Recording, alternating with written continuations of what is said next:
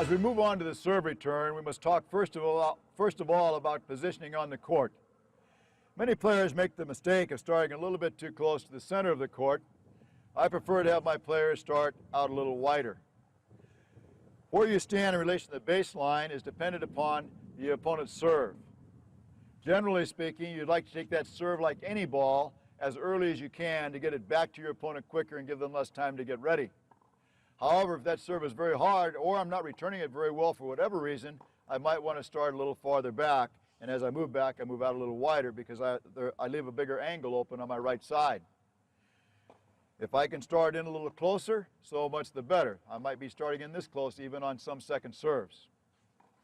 So starting with a foot on the tee or in doubles even more out into the alley, I take my set position here.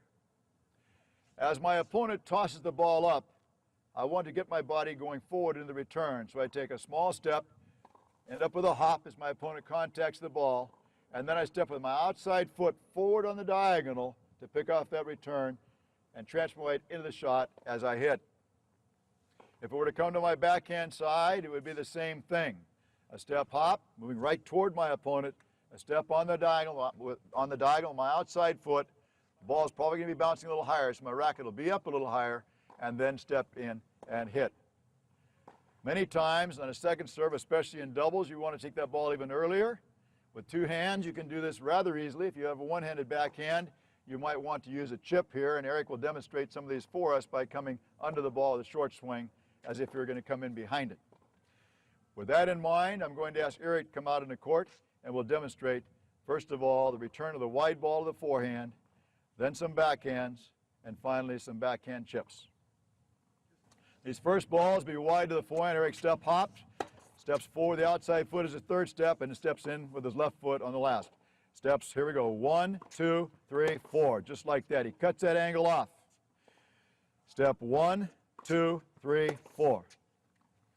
So that little hop, it's almost like you're split when you're going to net. You want to have those feet on the ground when your opponent hits the ball, and most of all, it gets us moving forward. If this serve is a really hard serve, Eric might want to move back a little bit with a step hop, start back a little farther, move out a little wider now, Eric, take away that wide ball. Here we go. Step hop, boom. If it's a second serve, a little shorter, he may want to move inside that line a little bit. Move inside a little more, Eric, step hop, take it early, wham, punishing that return. Moving over to the backhand side now, we're going to step hop and move to the backhand side. So here are our steps again. Look at the feet, 1, 2, 3, 4. Always moving forward as he hits. This ball will be up probably a little higher, and it's very, very important, especially when that ball is kicked up, you keep the hands up high and at the end of the backswing so you're able to drive through the ball. The racket drops down to your waist and you're taking this ball anywhere near the baseline, it's almost impossible to hit it well. Premium here is on taking that ball early. Here we go, step hop, hands up high, driving through it, good. Now, Eric, let's go into a couple of slices. Little backhand chip, start in close now, heels on the line, step hop and slide through it. Do it again, heels on the line, take this ball a little earlier. Step hop, boom.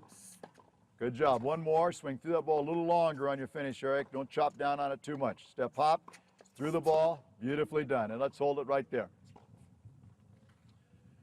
That will conclude our section on the serve return. Next up,